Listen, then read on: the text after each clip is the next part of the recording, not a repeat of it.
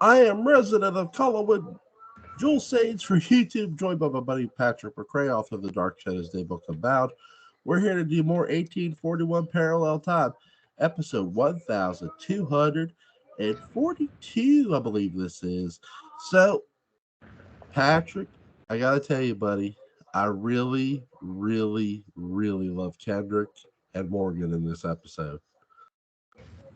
Really? All right. Tell me why. Because you have such a great character interaction, and Kendrick is the first person outside of Catherine to notice Morgan's mood changes, and he really picks up on it really easily. And I love that he does this. Weird drinking patterns. Right, because it's like, I want to drink. Then he just leaves. Then he doesn't want it. Then he does want to drink. Then he doesn't, and then he just leaves. And when he comes back, he's like, I'll take that drink now, and he's all somber. See, Roger Collins never would have done that. He would have taken the drink. Yeah, he would have. You're right. Roger would have taken the drink. Then then Morgan leaves again, and he comes back. He's happy, and Kendrick's like, what's the deal? You know. And I love their interaction together. And he's like, Kendrick says something. He goes, you'll be alive long after the curse is lifted. Or it's really, really creepy, Morgan, in this episode. He is. Happy. It's weird Father's Day episode. Yeah, it is. He finds out that someone else is a father. Yeah. Maybe they should name the kid Morgan. That would make him happy. Yes. This is, and they'll call him Captain and name a rum after him. No. Let's see. Who was it? Oh, Grayson Hall narrates this episode, the opening, and even she's sort of perplexed by Morgan's mood because Kendrick tells her. Wait a minute, which she does? I don't remember her being in this episode. Yeah, she's in here. All right, good. Yes, of course. And then there's Grayson Hall, who's marvelous in this episode. Happens to the best of us. She's not in it a whole lot, to be fair, too. When she comes down and talks to Kendrick, he tells her that Morgan's acting very strange, and he goes, I don't know what it means. And she goes, neither do I. And you also get, when they're helping Catherine up to the room, to the upstairs, Kendrick says about going to go see Melanie one last time before he goes into the room, and you hear Julia say, do you think that's a great idea? And he goes, yeah, I want to see her. I'm looking this thing up because I just watched it. I must be hallucinating. Yeah, Grayson Hall did the narration. Insane. I don't remember her in this at all. It's because she's not in every scene, though, too. This is more of a Morgan, Kendrick, Catherine. That's what I remember. Bramwell. This is more of the main character heavy episode. I'm not saying Julia isn't a main character. She's not. But right. She's by this point, she's it's okay. Not. Yeah, she's not. So she is there largely to withhold information or react to someone getting withheld information behind her back. Yeah. And pretty much that has run its course. I mean, really, with the whole Melanie thing. The Shatner is out of the bag. Yeah. I mean, so now she's just here to take part of in the lottery, which she didn't draw the X. Kendrick did. Could you let's be honest? We all know either way. Great, nobody was going into that room other than Bramwell. It's fate, and it really, I mean, to look at it from Morgan's point of view, it's a perfect crime. It is. It's a great scheme. And I think it'd be great if you ran into Trask. Lamar Trask has been hiding in there the whole time.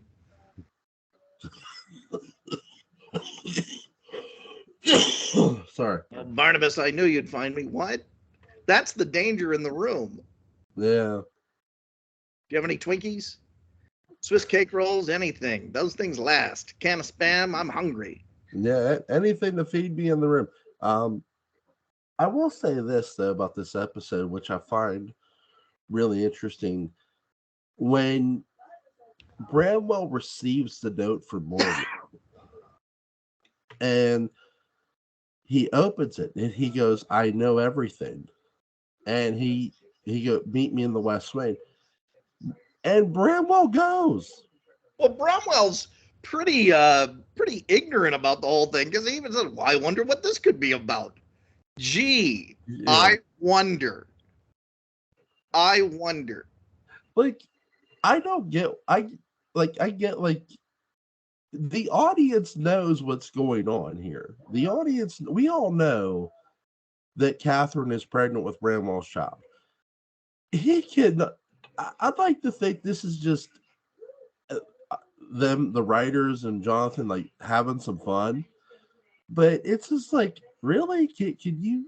You really don't know what he could have known. What do you think he knows? He knows that Catherine has your baby in her belly. I think there's, as persistent as he is with Catherine in the moment, there's a part of me that thinks he can afford to be that persistent because he'll never win. I think he's kind of accepted a form of defeat. Really, even the moment he moved back to Collinwood, it's like, well, I can borrow the car, but ultimately, I'm not going to be able to keep it. Man. And then he goes, and he's like, Bramwell? Or no, he's like, Morgan? I'm like, really? And then you see Morgan come up behind him and he whacks him over the head and he closes the door. That's the price of being a skeptic. Yeah. If you don't really believe that the room is haunted, it's just another room. Nothing bad could happen to me in here. Okay. Yeah. That's interesting. You're right. Because for the longest time, we've talked about how Catherine was a doubting Thomas. Well, Morgan's been a doubting Thomas too. Now he's in the room. You mean Bromwell?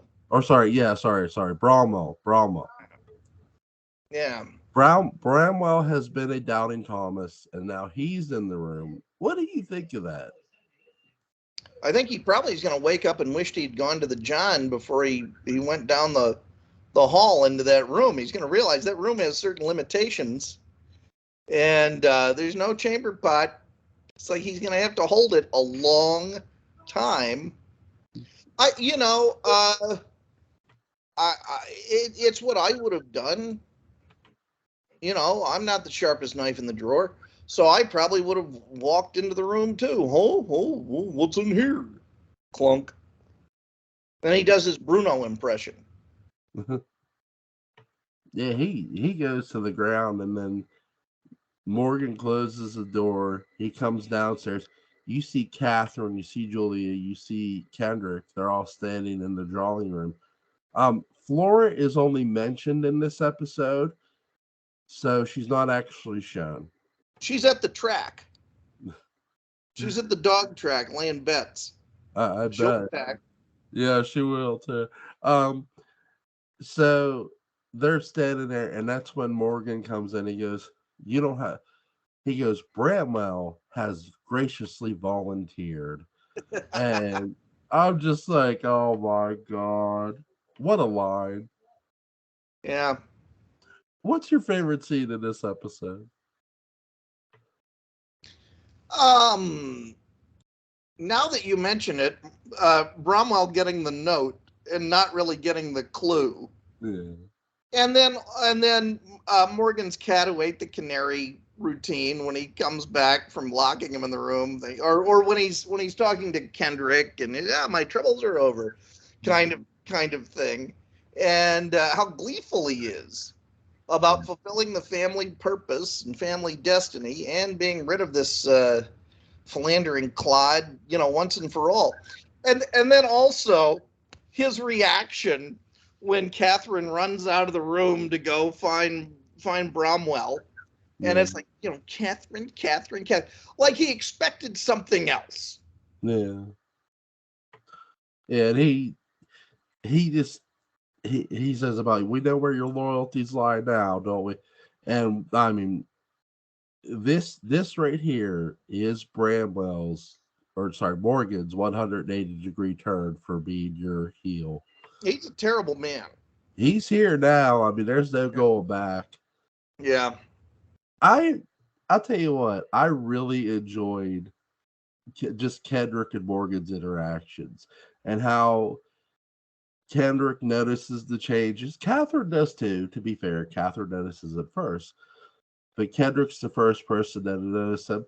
So I got three favorite scenes in here. I got the interactions between Kendrick and Morgan every time. Like there's like a couple different ones.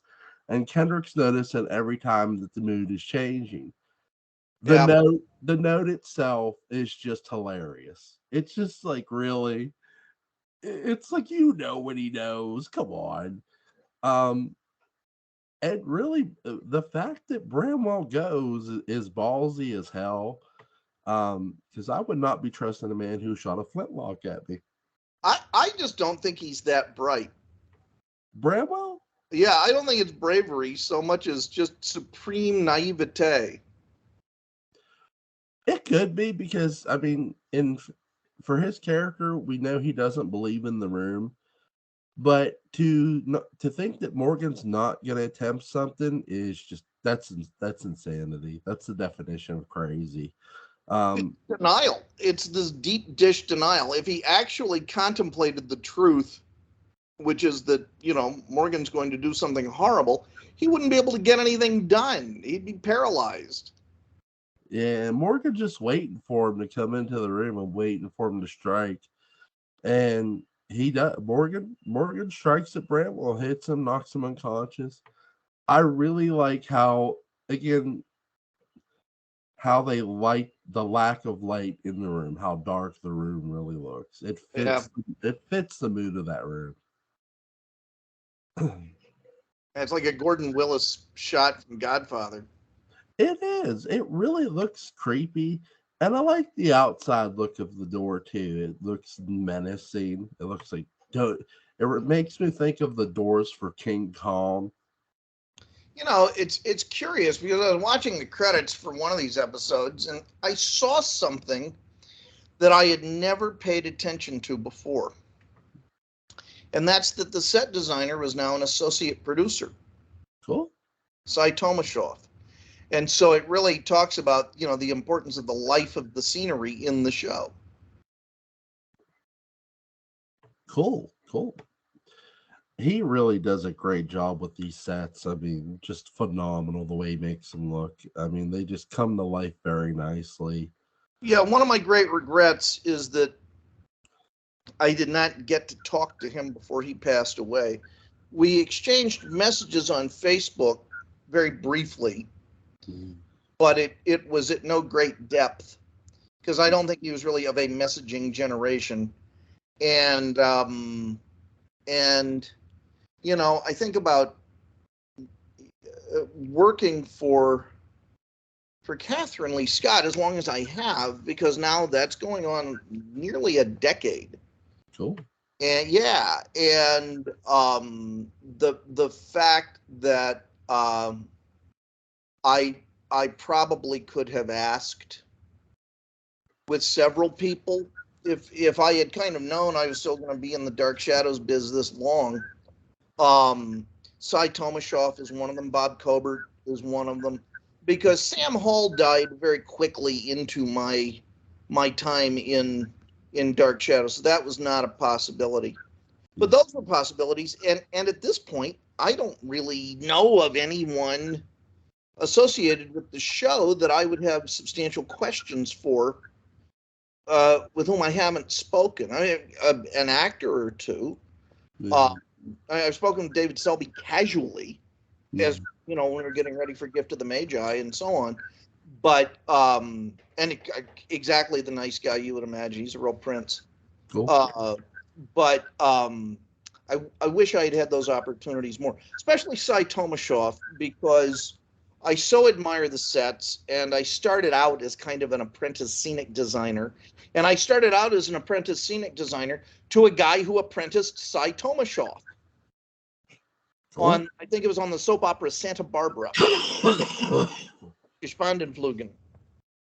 Sorry about that. They just look beautiful. I mean, the sets really just another great episode. I like how we're in the drawing room, we're outside, we're in the old house. There's a lot of cool locations in this episode. It's not just one place. And I love the fact that you don't get Julia a lot in this episode, but you get her just enough that even she's sort of curious and concerned. By the way, the little mama line is coming the next episode. Right. Yeah. Yeah. Last Cy Tomashoff thought, especially when I would look at 1991 and 2004, both of which were shot at a place called Greystone in Los Angeles. And once you know that black and white floor and you know that staircase, you will see Greystone in about every other movie ever made. It's constantly in there. They shoot that thing all the time. You know, so my other old houses and Collinwoods are Greystone, Lyndhurst, and what they did in 2012. And, you know, all of them are very cold. Mm-hmm. And Cy Tomashoff's work on Dark Shadows was very warm. He created just in that tiny studio, he created just enough size and grandeur that you can accept that the inside of this space matches the pictures of the outside of the space. Mm-hmm. However, at the same time, you can also accept that these are actually, especially when they go to color, even when they're in black and white, there is a warmth, there is a texture, there is actually something as inviting as it is forbidding. And I love that. Mm-hmm. Yeah, he always had this unique style about him that it made you feel when you're watching a set, like when you're watching somewhere outside and then you're going in, you have this easy feeling, but then you have the uneasy feeling of just the way he can make something look. You know, my favorite goofy set piece, and we see it in this episode because we see a close-up of the inside of the main doors, is that little tiny slide lock that they have. It's like you have this massive house, and then the tiniest lock, it'd be like having a little chain lock or something. I just think it's cute. It's funny. Yeah, like that'll keep them out. Exactly. Well, we're perfectly safe. There's a werewolf outside beating down the door. Yeah, that's funny. That makes. I was watching somebody play a video game called Amnesia: The Bunker, and there's like a werewolf inside a World War I bunker. And it's like chasing you, and it bursts. Like you got these little dinky locks, and the thing's kicking in the door like there's no tomorrow. Like, my God. That's funny stuff. Out of curiosity, have you ever seen a television show called Blackadder? No. That's with Rowan Atkinson, and there are 4 seasons of it, and each season takes place in a different time period, but the characters are kind of largely the same. And it's a sitcom, and it really is the Barnabas Willie relationship, except it's a character named Blackadder, played by Rowan Atkinson, and a character named Baldrick. The last season takes place in World War I, in the trenches. And I don't know of anything that has really emphasized what trench life and even though it's a comedy, the tension of trench life possible. If you get a chance, just start with the last episode of the last season and watch that. It's only a half hour for a sense of a really good piece of World War I storytelling. I mention it only in passing. What's it called again? Blackadder. Okay. And that season is called Blackadder Goes Forth. Okay. I'll definitely try to check it out for sure. It sounds fun. Really good. if you decide to watch the whole show, skip the first season. They're still finding out their footing. It doesn't really connect to the rest of the show, and you can start with the second season. And they're only 6 episodes each because it's a British show. Did you watch the first episode of the second season of Strange New Worlds? I did. I did too. Very good. Very good. The Vulcan Hello. A friend of mine tells me, who has seen the second episode of season 2, says it's one of the best Star Trek episodes ever made, and that it is our generation's equivalent of the episode Measure of a Man, which is the Data on trial for being human episode. Really? Yeah. Because this is Una on trial for being an augment. Oh. Yeah. Cool. Yeah. But overall, what did you think of this episode? I thought it was terrific. Things happened. I really liked that.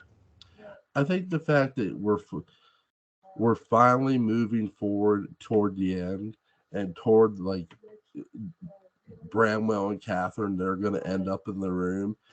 This episode has a lot of reveal. It has a lot of consequence for said reveal. And the consequences aren't over either. Oh, no, they're not. No.